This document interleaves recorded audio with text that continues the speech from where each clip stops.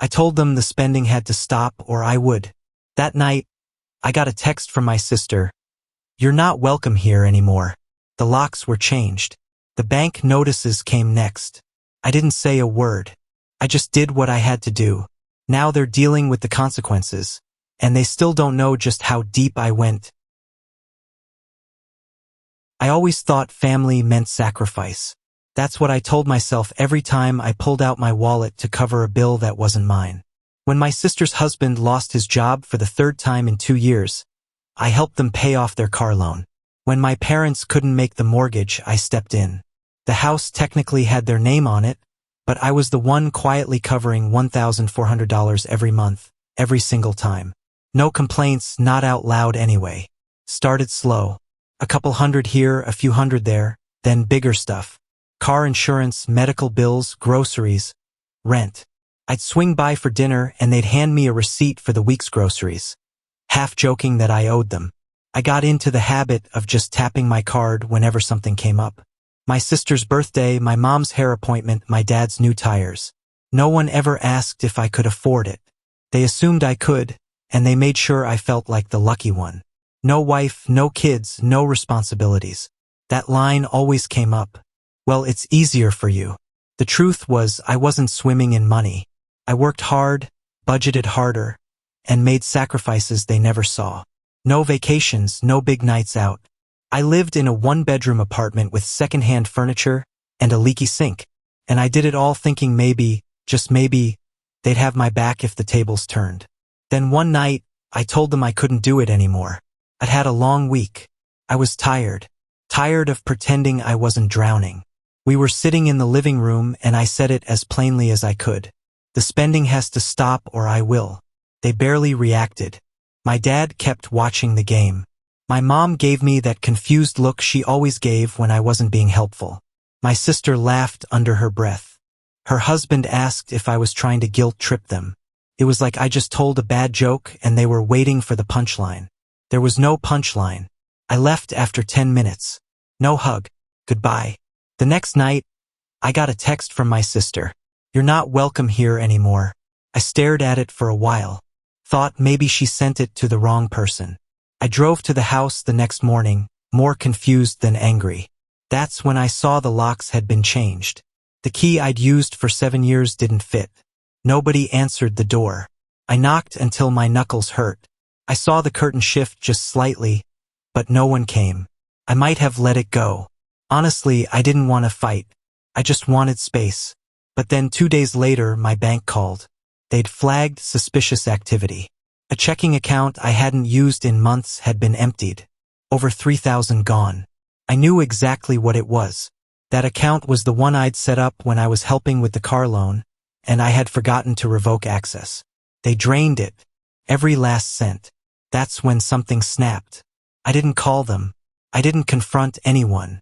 I just sat down at my desk and pulled up the documents for the house. The one they were living in, the one they changed the locks on. I scrolled through years of payments, all in my name. No co-signers. No shared responsibility. Just me. The deed was mine, too. We transferred it when they couldn't qualify for a loan themselves. I'd paid $170,000 into that place over the years. They were squatters with family ties. I reached out to a realtor the same night. I didn't want them to know. Not yet. I told the agent we'd keep it private for now. No listing, no photos, just a quiet sale. I had the keys changed again. This time with my name on the locksmith's receipt. When they weren't home, I let the agent in. He took pictures, asked about the roof, the plumbing. We didn't need much. It wasn't going to sell for top dollar. I said, "I take $150,000 if the buyer was ready." It wasn't about profit. It was about getting out clean. They had no idea. They thought they'd cut me off. But I was the one pulling the plug.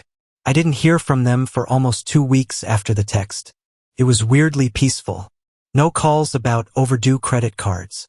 No guilt trips about needing help with groceries. No sudden emergencies where I had to drop everything and wire money. Just silence. I was finally breathing again. While they were pretending I didn't exist, I was quietly dismantling the world they built on my back. The realtor found a buyer faster than I expected. A retired couple from Wisconsin looking to escape the cold. They weren't picky. They wanted a modest place. No move-in ready. I didn't bother tidying up the place. The last time I stepped foot in that house, my own key didn't work. I wasn't about to vacuum their living room out of courtesy. The buyers said they didn't mind doing some light cleaning and touch-ups. We settled on $150,000. I was losing $20,000 on the books, but honestly, I didn't care. I wanted the anchor off my neck. They had no clue what was coming. While they were going out to brunch and posting pictures of their new patio furniture, which I'm almost certain was bought with the money they took from my drained account, I was forwarding final documents to the title company. They were living their lives like they won something. They didn't even notice the Wi-Fi stopped working for 4 days. Didn't think twice when the gas company shut off their service. According to my friend Aaron, who still spoke to my sister now and then, they blamed billing errors and spent a whole evening roasting me for being too sensitive and dramatic. It was funny how I used to feel guilty for even thinking about pulling away. And now I hadn't slept this well in years. The closing was scheduled for the middle of August. That gave them exactly 2 months. 2 months to wake up and realize the walls around them were closing in. I wasn't going to say a word, not a warning, not a heads up, just a quiet 30-day eviction notice dropped in their mailbox at sunrise. The same way they dropped me when I said I couldn't keep funding their lives. I printed the letter myself, slipped it into an unmarked envelope. I drove by the house just after 5 a.m., parked 2 blocks away, and walked up the street. The porch lights were off, not a sound. I slid the envelope into the mailbox and walked away without looking back. That afternoon, the text started. My dad first. What is this joke? You trying to scare us or something? My sister right after. You can't sell the house. What are you doing? Then came the calls. I didn't answer. Not one. I watched the phone light up for hours. Even my mom, who hadn't texted me since they changed the locks, was calling non-stop. I shut the phone off, sat on the couch, turned on the TV, ate dinner, slept like a rock. They finally realized I wasn't bluffing. I wasn't playing their game anymore. And for once in their lives, they were going to have to figure it out without me. They showed up 3 days after the notice landed in their mailbox. I was eating dinner when the first knock came. 3 quick taps. My mom's trademark.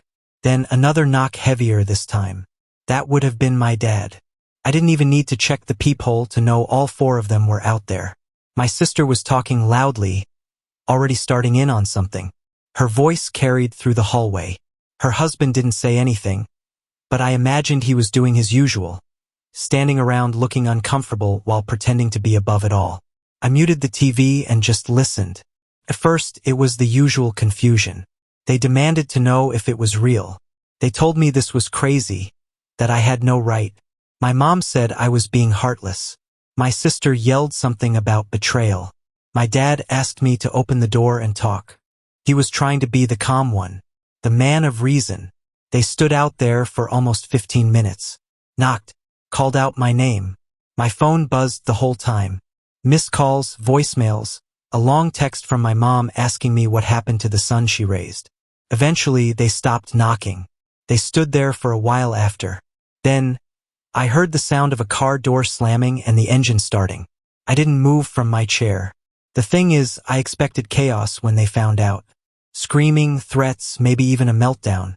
But what came after surprised me more. Silence. They didn't show up again. They didn't call the next day or the day after. No messages, no emails. It was like they had finally fully grasped it, that this wasn't a tantrum, that I wasn't bluffing, that there was no going back. By the end of the week, the realtor called. The buyers were finalizing financing.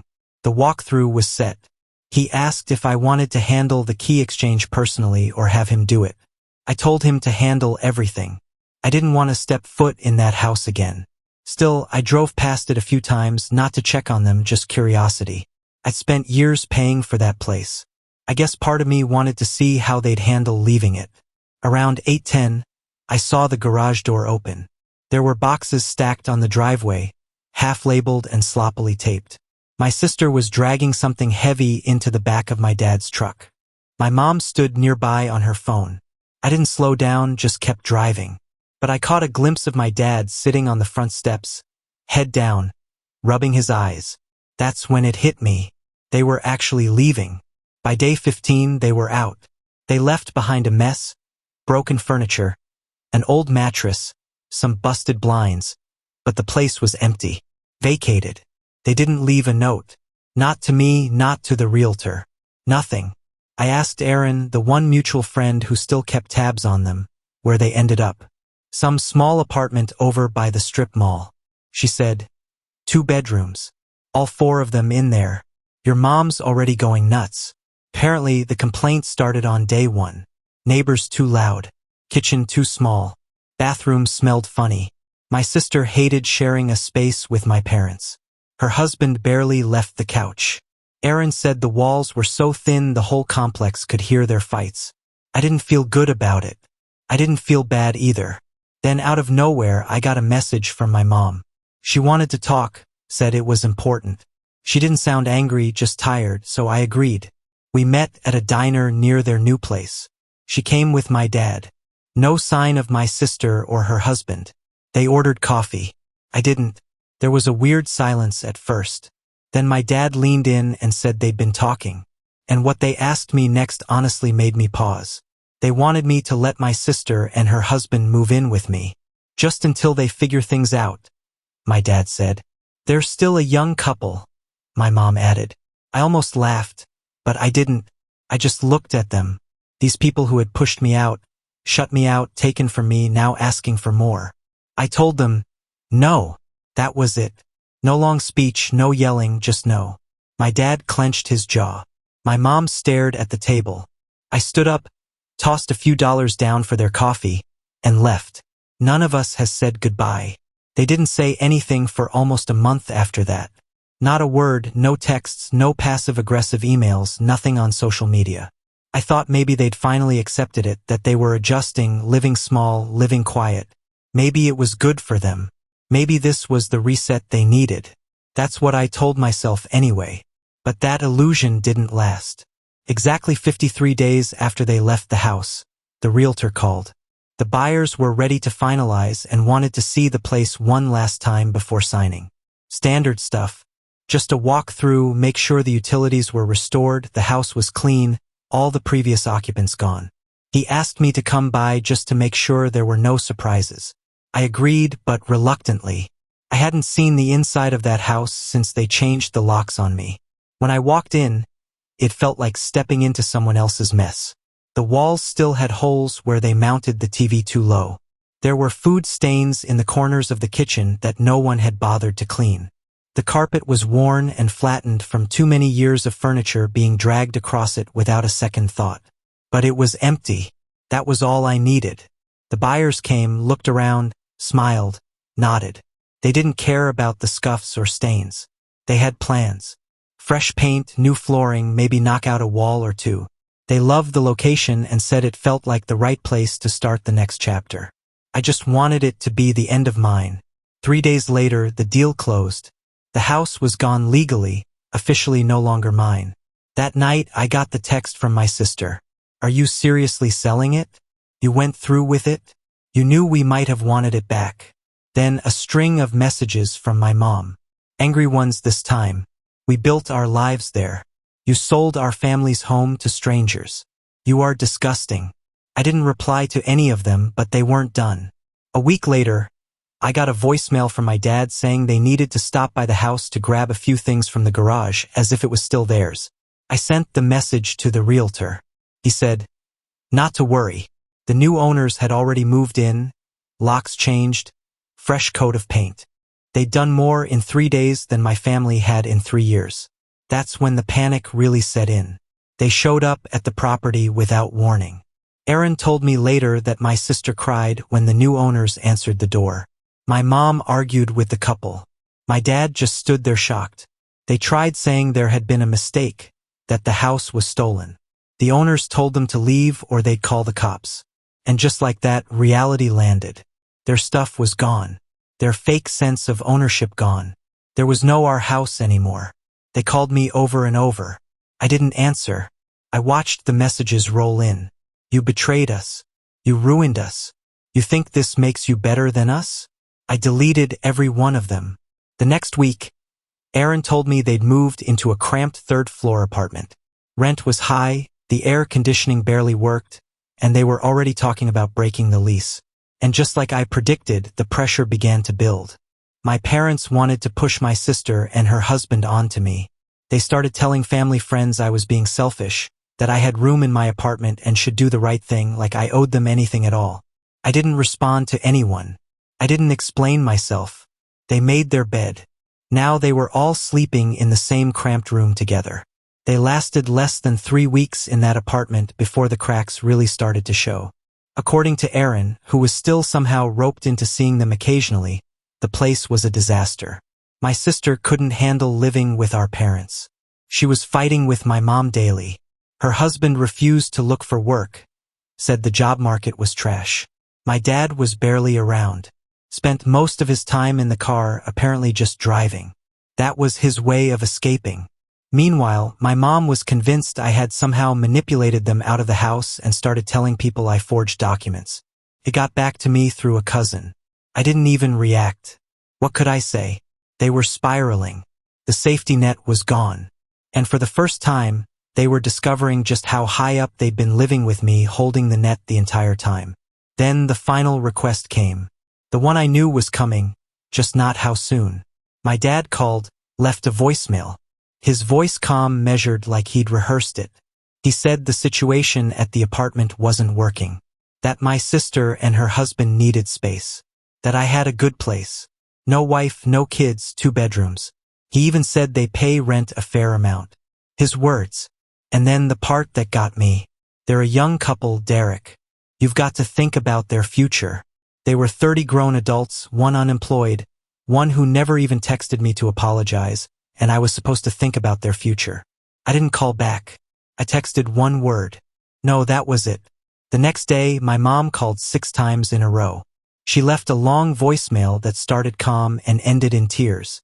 She said I was heartless, said I changed, that I was punishing my sister for being younger, for not having it all figured out yet. I deleted it without listening to the end. From then on, the silence wasn't peaceful.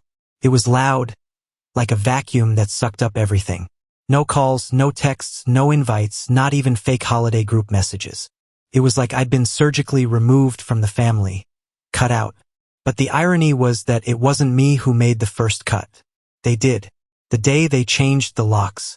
I stopped checking in with Aaron. I stopped wondering what apartment they were in or whether they were still together under one roof. I didn't care anymore. They could figure it out like I always had.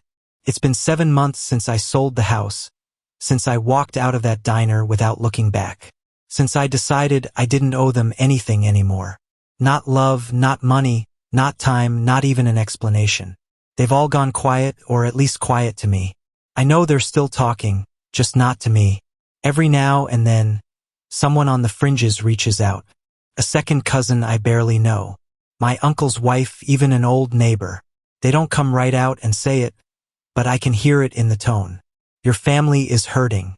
Maybe it's time you forgave them. Maybe you should check in. As if this was all about a misunderstanding. As if they hadn't turned their backs on me the second I stopped being useful. My sister is still unemployed. Aaron told me she tried a few short-term jobs, but nothing lasted more than a month. Toxic environments, she called them publicly. Disrespect, unreasonable expectations. They didn't value me. Same story every time. Her husband still drives for one of those rideshare apps. Barely puts in hours. Claims his back hurts. Claims he's working on a project. He's been working on that project since 2021. My parents are barely holding the apartment together. They fell behind on rent in March. Got an eviction warning in April. My mom tried selling her old jewelry online. The stuff she once said she passed down. My dad started doing under-the-table work again. Handyman stuff. Sometimes delivery runs for a friend's catering business. My mom spends most of her time online, still writing long vague posts about betrayal and losing what you thought was permanent. They never say my name, but they don't have to. I know what they're doing. They're hoping the guilt will crawl back in and do the work they can't. That I'll see something, feel something, and come running. But I don't, because every time I think about them, I remember standing outside that house I paid for the day I found out they changed the locks. I remember getting a call from the bank about my drained account. I remember sitting in that diner while my parents told me with straight faces that my 30-year-old sister and her deadweight husband should move in with me and that it was my responsibility to make their lives easier. I remember being nothing more than a walking solution to their problems. I've moved on. My apartment is quiet, clean, and completely mine. I upgraded some things, got a new bed, repainted the walls, started sleeping through the night again. I even took a trip to Oregon just because I could. I read more. I go to the gym. I see friends. I live like a person, not a crutch. They don't understand how I could just walk away. But the truth is, I didn't walk away from them. I walked away from a version of myself that kept saying yes when I should have said no. From a role I never asked for. From a system they built around me without my permission. Sometimes I wonder how long they'll hold on to the anger, the blame, the story they've told themselves to avoid looking in the mirror. Maybe forever. Or maybe one day they'll finally say it out loud.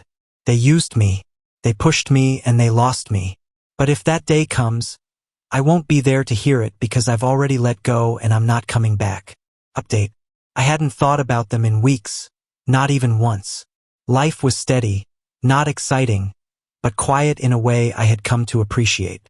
I had developed routines that didn't involve last-minute calls for help or checking my phone with that sick feeling in my gut, wondering what kind of drama I was about to get dragged into. Then, out of nowhere, Aaron texted me. No hello, no setup, just a screenshot and a single line beneath it. Thought you might want to see this. It was a Facebook post public from my sister. There was a picture of her alone standing in front of some mural downtown. She looked thinner. The caption was long, her usual dramatic tone, but the headline was impossible to miss. Some journeys you take alone. Today marks a new chapter, starting over stronger this time. I kept scrolling. Buried in the paragraph of hashtags and vague emotional statements was the real update. Her husband had left.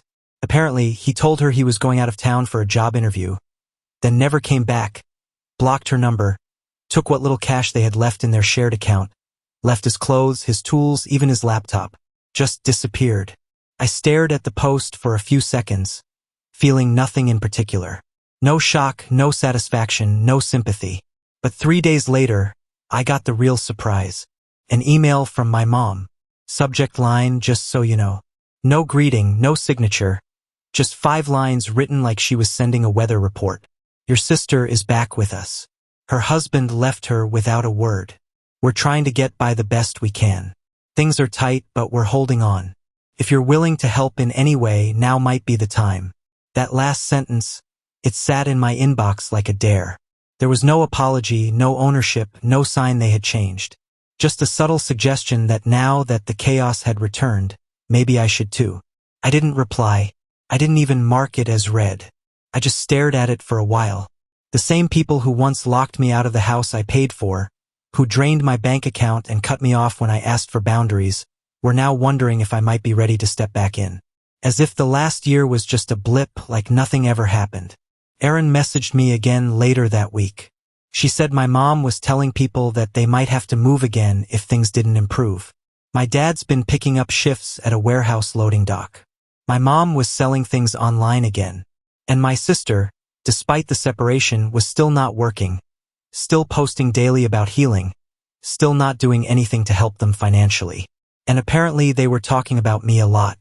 My name kept coming up in their conversations with family, friends, cousins, old neighbors, always in the same tone. Disappointment, disbelief, judgment. I wasn't helping. I had changed. I was selfish now. I didn't defend myself. I didn't care. The truth is, I knew something like this would happen eventually. Not the breakup specifically, but the collapse. The moment when all the fake stability they'd been leaning on would give out under its own weight. I knew they'd reach out again, not because they missed me, but because they missed what I gave them. The money, the time, the free fallback plan. But what I've learned is that silence is a complete answer. Let them talk. Let them spin the story however they want. I'm not in it anymore.